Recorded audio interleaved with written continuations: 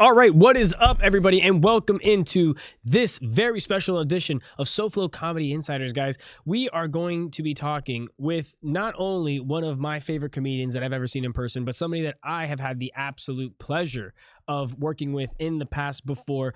Before we bring him in, I want to bring in my co-host here, Art Roach. How you doing today, Art? We're here in the Comedy Calendar studios on a Friday. Dude, it's Friday. And we're getting to interview one of the comedians, again, that you've made me anticipate the most from every time you've talked about him, every time you've worked with him. Dude, I am so excited. I'm not ready to not only to interview him today, but also next week for his show. So let's get it started. 100%, guys. I need everybody here at the Community News and in South Florida to put your hands together for the master of comedy himself, Ian Bagg. Well, thank you, everybody. Thank you so much, everybody. Your guys' lighting's way better than mine. Mine, I got the sun coming in on one side, TV on the other. It's nuts.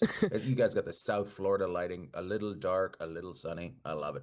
Thank you. We try and mimic that South Florida sunset in the studio, and I think Is that what it is? Yeah, our producer Rachel does a fantastic job of that. So I'm glad. Thank you for pointing that out. Fantastic, fantastic. I my hat's off. Appreciate it, man. So we are talking about your upcoming shows that are going to be happening here at the Fort Lauderdale Improv, guys. That is going be here July 24th through the 26th. So we got July 25th and July 26th. There you go. It's going to be 4 shows at the Fort Lauderdale Improv. Ian Bagg, I mean, listen, we've been asking him to come down. The last time he made it down was West Palm Beach. So this time he's coming all the way into Broward County at the brand new name Fort Lauderdale Improv. No excuse to miss it. Heck yeah. So I can't wait because there's a chance the Stanley Cup might show up. That is true. Well, we gotta hit up Kachuk and some of the boys and get them to, maybe get a reserved table for that show. Get Bennett to get in there, show some of their injuries, get them to show what it's like being a hockey player. It's all tough. I'm a comedian, so I'm just missing an eyebrow right here because I shaved it off by mistake yesterday. My wife called me an amateur because I'm a hairy beast. I thought I'd take my eyebrow down a little bit and took it right off like an idiot. Anyways. So speaking of hockey, so right off the top, if I understand correctly, you were born in Vancouver, Canada? I was born in up near Alaska, Terrace, British Columbia. Yeah, I grew up there. I'm an immigrant. Don't come get me. Leave me alone, Ron DeSantis. And you moved to New York when you started doing comedy, right? So are you more of a Vancouver comedian? You're more of a New York comedian? I started in Vancouver, really honed my profession in New York City. So I was probably in Vancouver for about 3 to 4 years. And then I took off to New York for about 8 years. And then I've been in LA ever since. So when the U.S. plays Canada for hockey in the Olympics, who do you go for? What are you kidding? I go for the Swedes. There you go. I change the team and I go for the yellow team on the other side. Nice. So for anybody that maybe hasn't seen your comedy before, I was lucky enough to be able to watch 4 of your shows that weekend that we did at the Kravis Center in West Palm, and I was completely blown away. It was the first time I ever saw you perform live that wasn't just a clip or something online. So for anybody who hasn't seen you, what would you describe your style of comedy as? I would describe it as just fun. It's just like hanging out with your buddies around a campfire or in the back, or sitting around just having some beers and just somebody telling a story, but other people chirping in as well. And mostly it's I tell a story and then I get people involved in the story, having them tell their stories, and then I kind of beak off to them, and then sometimes the crowd will beak off to me. It's all about just having fun and escaping and not taking anything too serious. That's all it is. So sometimes some people get bent because the show does move quick, and dumb people don't do well during my show. So I think one of the things that I kind of learned from last time when you guys performed, because Ricky Cruz was there as well, I believe, at that show, right? And I had a couple of friends that actually ended up going to the show, and one of them stayed for both shows on the first night, and what they said was basically like, I got 2 different shows. It was worth staying the whole night because his comedy, it doesn't really, even if when he hits certain things that are similar, he's even talking about those things differently. So that, I think, is a very high compliment for a comedian because, most of the time. Go ahead. It's huge. It's a huge compliment, and I do have people that come out to shows multiple times on a weekend. I'm in Chicago this weekend, and I had some people show up, and I said, "Oh, hey, how are you?" I knew them from the last time I was here. They said, "We had a great time. We'll see you tomorrow." And I said, "What?" They said, "We're coming back tomorrow." And I'm like, "Really?" And they go, "Yeah, and we're coming back Saturday too because we enjoy it that much, and we bring friends to it to have them experience it, but we also like to see how where the show goes." Like whether sometimes it goes in the ditch the whole time, and sometimes it's just on the highway the whole time. So it's different no matter what. It's being in the moment. It's just comedy is for people to laugh, and comedy is for me to laugh, and it's the cheapest therapy out there. Get some drinks in, have a nice burger, see a couple comics, and laugh. Sebastian, Don't forget to buy some merch on the way out.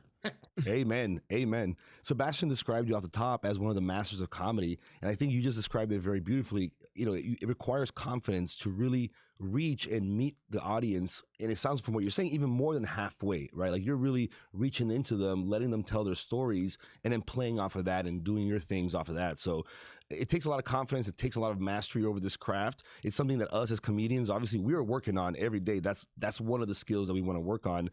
I want to ask you about one other thing. On paper, you are one of those comedians that have really checked off bucket list things. You're one of the few comedians I've seen. You have 4 specials, if I understand. Is that correct? I have two. I have three. I think two, maybe four. Yeah, it's something like I have one in Canada. I did one for Comedy Central, but those were half hours, and then I did 2 1 hours for Prime.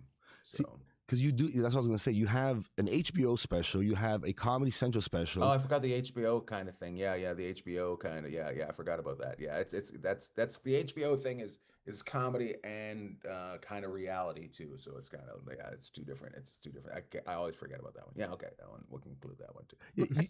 You forget about things that are on my bucket list. You know what I mean? So it's crazy that you can just forget about a thing that no. But I That's was funny. really that's one of the things I was looking at because it's rare that you see someone 2 30-minute specials, 2 1 hour specials, really done over almost a decade and a half. So it shows the growth, it shows the skills, and of course the audience the whole time is having a blast. I mean, it's unlike any other regular stand-up show where someone's just going through. I mean, listen, I love the bits, I love the jokes, but somebody who reaches into the audience and really like brings them on stage, basically, metaphysically. Yeah, it's more conversation than speech, right? So, and there's nothing against the guys that do it different than like I don't think, oh, I'm better than other guys. I just this is the way I do it. This is the way I do it. So, and that's what's great about comedy. It's just like ice cream, many, many different flavors. So, So, at what point in your comedy career did you start getting the audience incorporated? Were you always doing it from the beginning, or did you like ramp up to that point? Did you have to get comfortable in those waters? well, it did start out from the beginning a little bit. My first time on stage, I had written all my jokes on my hand and I forgot them. Like I didn't forget them; they sweated off my hand, right? So I'd already forgot them, so I didn't have any material kind of already. So I ended up just like talking to the crowd a little bit, but I ended up doing impressions of fish with my hands and so it kind of started, and then there was a long period of just me doing short sets and no crowd work, like not involving them. I was more deadpan, and I just was like that. But after a while, I started working at this club in Vancouver. It was called The Punchline, and they made you ask questions when you MC. The questions were who's never been to the club before, who's celebrating something, and who's from out of town. And you had to ask those questions every time you MC'd. So you were welcoming, you were an MC, you were a host, you were saying, "Hey, welcome to this place. Who's not from here, right? Who's not, and oh, where you from? Well, welcome. Here's this about Vancouver, blah blah blah." Anyways, that kind of grew my stand-up, the style of stand-up I do. So um, it did start from the beginning, but it really didn't take over until probably my 5th year in New York, when I started going on the road. And I was because New York's very shorter sets. I always compared New York was prison So your upper body reps because you couldn't get out and run because it was short sets. And LA was longer sets. You'd go on the road and you'd do an hour and stuff. So it was like guys from Zimbabwe winning marathons, right? Those were the two difference. And I kind of combined those two with what I did. And yeah, that's and then it just kind of took over and just kept building and building and building from there. Whereas now it's kind of what I do is known for talking to the crowd, having a discussion. Some people call it crowd work. I just call it comedy. I saw a beautiful description of it online where it basically alluded to it as it's the one comedian brave enough to dialogue instead of monologue, which was it was Oh, very interesting. I found it very beautiful in the description of yeah. what the show kind of comes out to being. Yeah, that's what it is. It's yeah, it's and yeah, that's what it is. So So I my brain goes out and gets your brain involved. So one of the things as comedians, and this goes out obviously to comedy fans, but to a lot of comedians down here in South Florida as well, is with kind of understanding how your performance style is. What is your writing process like? Like, how does that start, and how do you go from premise to stage? right, the writing style is I write just a couple words down every day. Things happen, I write a couple words down, and then I try to take them on stage and just flush it out on stage. So that's so basically um the seed, I take the seed and the audience is the garden, and we let it grow from there. And sometimes it works right away. Sometimes, like I'm talking about something right now that happened. We're staying in the South with my wife's family right now for a couple months while my wife finishes her uh, internship for her doctorate. And I've been hanging in the South with my Southern in-laws, and I'm telling a story about going to a party, and I just can't figure out the ending, right? So last night, afterwards, I just talked to somebody and just said, "Hey, I couldn't figure that out." We just played with it. So it does work. It does happen off stage as well, but the most growing is on stage. And then I sometimes will talk to a friend that tells me what I'm doing wrong with my corn and tells me how to grow my corn a little bit better. So. That's awesome because I think one of the things that I'm so glad you said that because after Sebastian, after the last time when he kind of met you and performed with you, he was really impressed. I mean, he came back with nothing but flowers to give you, and I think one of the things in uh, his own style that Oh, matches very similarly to what you said is he's very much like that as well. I mean, I don't want to put words in your mouth, but Sebi, I think he described very well. I think the process that you kind of go through as well, obviously on a different scale perhaps, but Yeah, for sure. No, I definitely have that similar process. I think for a lot of people who do comedy at the beginning, if they try and I always give them this advice, it's like if you write out a script or you write out something that you feel like you have to stick to, it's kind of like when you got on stage for the first time, Ian, that you had it on your hand. The minute that goes, it's like, okay, now where you go. If you don't have that skill and ability to just go into the audience or to pivot immediately into something else that that's a little more comfortable, you get put on an island and you don't know what to do. yeah, you gotta have a Rolodex in your head of where to go because it's every crowd's different, and you got to get like 2 to 7,000 people to like you and think along the same lines every night, right? So you can't. Some guys are, but that's what like when I say about ice cream, some guys are really good. They can follow their script A, B, but for the most part, I would say 90% of us have to be able to pivot out of something that's not working. And if you're not able to, and that's the difference, the people that aren't able to pivot, they don't get off of open mics, right? They just don't move. They might be the funniest people in the world, but there's something that doesn't let them have enough just openness to go someplace else, wherever wherever the crowd is not lava, to find that safe spot. So talking about kind of some bucket list things, I know you were born in Vancouver. You kind of honed your craft in New York, and you're based out of LA right now. Are you Long Beach, California. are you touring most of the year, or are you kind of acting? I know Yeah. you have some TV credits and stuff. So are you acting now, or I do a little bit. Acting was not why I got into stand-up. I got into stand-up because I wanted to be a stand-up. So yeah, I tour a lot.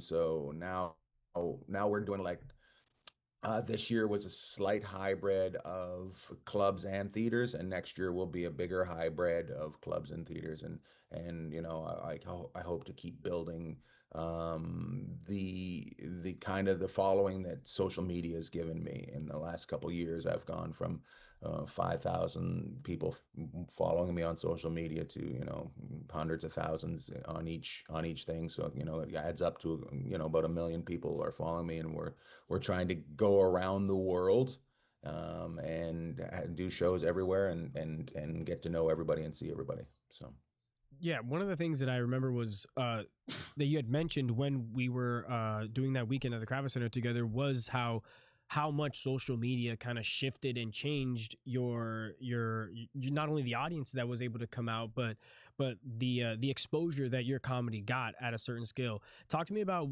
when that first started and what that process was, where you were like, I need to up my content game and I need to be more meticulous with how I put this out so that it grows my audience.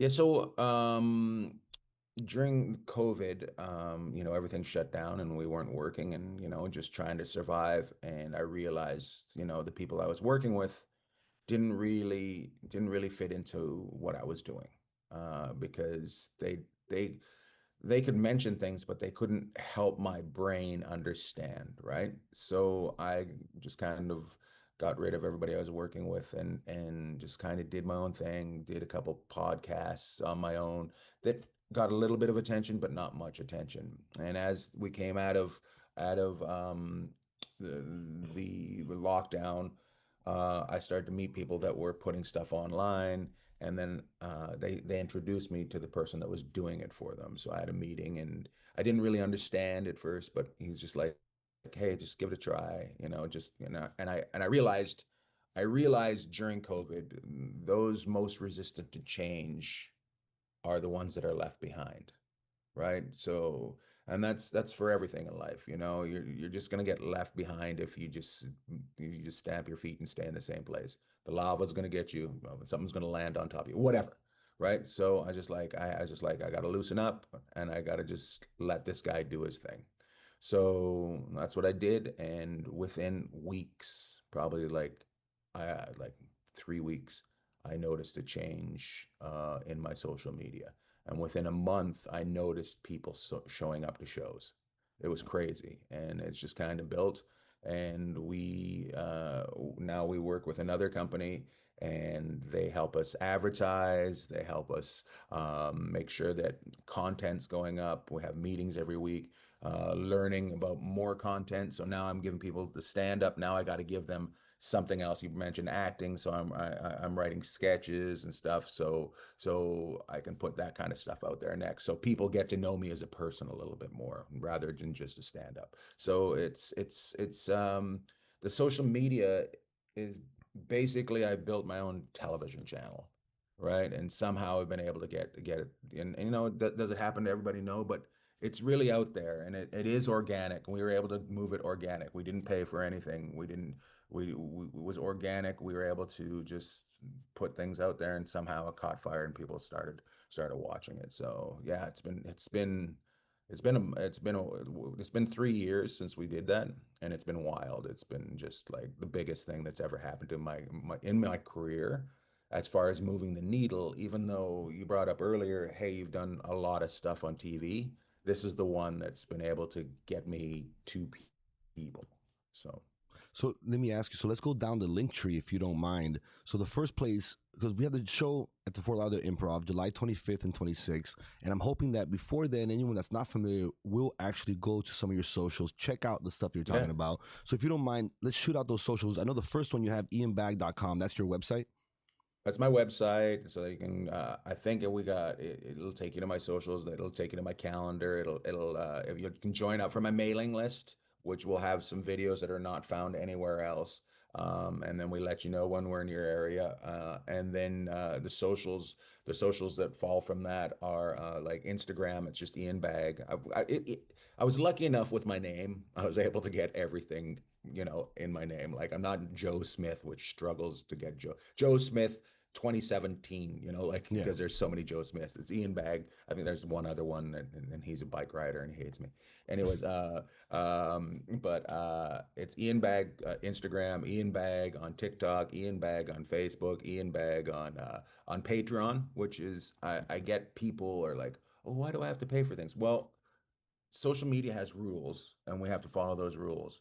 But Patreon, it's your thing. So I'm able to go further with the language. I don't have to edit anything. I don't have to bleep anything out because I'm not it's HBO basically is what it is.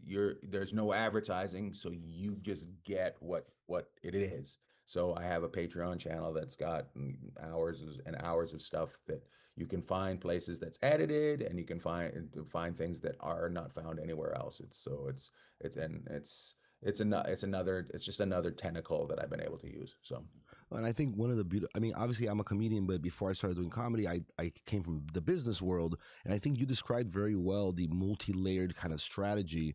I mean, it's something that Sebastian and I, for example, are working on ourselves, which is obviously many miles behind in the road, but that's really what it is. I mean, you have to kind of become that all-around entertainer. You have to have the content online so people can see you, kind of discover you, and then come to the shows, have a good time, and then kind of cycle back through. So I, I'm yeah, I'm it's interesting how it's changed. Like back in the day, you didn't want there was people booked TV, right? People booked things. People booked comedy clubs. You didn't want to be seen before you were ready, right? Because you get one chance on that person, and now you're in their head for that chance. So you wanted to take your time where everything was honed and perfect. Well, with the internet, you're just building a following every time you put a clip online. Like it doesn't matter how bad it is, there's going to be a couple people that might find that funny, and you're just trying to get that little raindrop to turn into a hurricane or tornado or a downfall of rain, right? So how do you get that done? You keep putting more stuff up. So that's the difference now. You put more stuff up. But I think it's a catch 22. I don't want to put horrible stuff up. And somebody starting out, I'm just like, I don't know if you want to put horrible stuff up too, but I think if there's something that goes really well and you have it on tape, you should put it up. But the trick is to also keep it consistent, right? So exactly. you don't want to like put a video up once a month, and you're supposed to put up three things a week or four things a week. So you gotta kind of save so you have a war chest of things that you're able to put up. So One of the beautiful parts about South Florida right now is it's really kind of coming to a roiling boil where there's a lot of excitement, there's a lot of energy going into the ecosystem. For example, like there's enough critical mass for Sebastian and I to have this podcast where we talk about comedy shows that are happening every day, for example. That we couldn't have that if the comedy shows weren't happening every day, for example. right. And there's a group down here, two young men called Spare TV, and what they've kind of done is they've started doing like the sketch comedy side of things, and they're really honing their skill. They're both comedians, but on the side they have this podcast, let's say, about sketch comedy, and they're doing live Uh-huh. performances. And so it's kind of the same thing. When Sebastian and I kind of first met with them and spoke with them, the biggest advice we gave them is like, just find your pattern, whatever the consistency is. If you can do it once a month, then start doing it once a month. If you can do it twice a month, then do it, but get it down to where you have a consistency and you can repeat it and you can scale it. And sure enough, now they're, everybody's going to them, even ourselves. We want to work with them with some of the sketch ideas that we have, because they've proven out that they have the goods. They've proven out that they're going to be doing it. They have the Yeah, yeah, yeah. schedules to film. Yeah, it's show business at the end of the day, and if you don't do the work, nobody's going to do the work for you, right? So you just gotta. It's just about it's the same as going to the gym. You just have to do reps, right? Yep. So So so things don't Sebi and I, scare you. we have a friend of ours who does a lot of the production work for us, like camera work, Dart Vision. Uh-huh. And one of the he loves comedy. He's an open micer, comedian. And a lot of times when we're filming things, he always just tells us like, "Hey guys, you know what? Just write the jokes and perform them. Like, just do that part. I got this. Like, go do that hard work of writing the That's jokes and great. performing it." Yeah, that's who you want. You want to and it's also getting to know people and making connections and networking. because you never know who's going to help you out. You never know who you're going to be able to help out too. Don't ever be afraid to help somebody out. You know, if they burn you, they burn you. Be let them burn you before you don't judge. You don't trust them, right? So, and also, at the end of the day, it's comedy, it's entertainment, it's a little bit of ego. You don't want somebody to fly by you, but it might happen. It just might happen. I remember I had a friend a long time ago tell me, he goes, "Hey, one of our peers is going to win an Academy Award at some point, and it's not going to be you." He wasn't saying like you can never do it, but it's not going to be you. How are you going to deal with it? I was like, yeah, that's interesting. I gotta be happy for them, and at the same time, a little bit jealous, so I work hard, right? So you need that. Dude, amen. I think one of the things that you kind of highlighted, you didn't say it outright, but I'll say it, is like a lot of the comedians that we've seen come through the improvs that are having success. One, they have that strategic mindset that you're kind of describing, but two, they're working with others. They're helping others. They have a team around them at whatever capacity or formality, but they have people around them that believe in what they're doing, and and the comedians also believe in what their team is doing, and it kind of like feeds itself. And all the comedians I see, whether it's Spanish comedians, English comedians, people from Miami or anywhere else, if they have a team, they're working well. Right. That's it. Yeah, you got to be able to work with others, even though it's a very individual journey. Like your journey is not going to be the same as anybody else's journey. You do still need to, and I'm a loner, so it's tough for me. Like I like to be. I'm just I don't know. I'm a loner, and I have a couple friends and here and there, but I make myself try to be friends with everybody, and I can help them or they can help me because I'm at the end of the day, I'm in the same boat as them, and I don't want to see them deterred, because if they're deterred, it affects me at some point. But if I'm able to say to them, "Hey, no, it's this, this, and this," and they go, "Oh, okay, thanks," because comedy isn't the formula isn't A plus B equals C.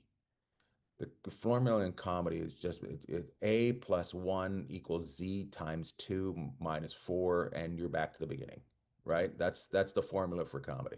It doesn't make sense at all. It's you don't know why. So yeah, and I'm not saying be friends with people you don't like. There's going to be some people you don't like. Just it's okay. It's okay. It's a community. We know how communities get along. You know, but try not to push yourself away from everybody. I couldn't agree more. I think definitely down here in South Florida, there's been, uh, you know, in the last 3 or 4 years, a renaissance of everybody who's come in. Kind of, it's a melting pot. There's no individuals. Everyone's kind of helping each other, and it's definitely the way to move forward. And definitely the community down here in South Florida, not only the comics, but also the people, the patrons, the guys who love coming out and seeing comedy. I think they are going to be able to take a lot away from this interview, man. I really appreciate you coming on and kind of just sharing Oh, thanks your for having me. wisdom and your experience, because for us down here in South Florida, it's really paramount to hear from guys like you and to be able to get that knowledge exchange. So I really appreciate that, guys. Ian Bagg, he is going to be at the Fort Lauderdale Improv the Yeah. 25th, 26th of July. You have to go to FortLauderdaleImprov.com right now and get your tickets, because you definitely want to be at that show. You can go to multiple shows, and like he said, you're going to be able to get a different experience every night. So you have that to look forward to out there at the Fort Lauderdale Improv. Before we get out of here, Ian, any other endorsements you want to shout out to the South Florida people? I started a new podcast. It's called Husky Boys. It's I'm with the American Monster, Robert Orps. He's a strong man. He lifts all those weird things and picks things up. It's about being a big boy in life, and just talking about things. We have all sorts of weird guests, but we just started recently, and if you want to check that out, please check that out. And I hope to see it. I hope if you come out to the show in Fort Lauderdale, you say hi to me afterwards. I really enjoy people coming up and saying, "Hey, this is where I found you. This is why I'm here." So, and I enjoy. You know what I really enjoy? When people come up and go, "I had no idea who you are, and I had fun." That's the best. Like I just bought a ticket to a comedy show, didn't know who you were, and I enjoyed this. Is that and then like, I'm sorry I didn't know you. I'm like, no, it's fantastic. It means I met a new person. So yeah, Well, if thanks guys. No, you're welcome, man. And if you are a Comedy Calendar fan, you go out there to that Ian Bagg show, definitely stay after and let him know that you saw him right here and that you didn't know, Yeah. you were aware of him and that you did get that information right here on the Comedy Calendar. Thank you again, Ian, for your time, bro. We really, really appreciate it. And we'll be looking forward to your show happening next week over at the Fort Lauderdale Improv. Awesome, boys. Have a great day, okay? You too, man. Thank you. Peace. I don't know how to hang up. All right. Are we done recording? Yes, we Yeah. are. Okay, I'm going. Thank Goodbye. you, sir. Do your Thank thing, you man. so much.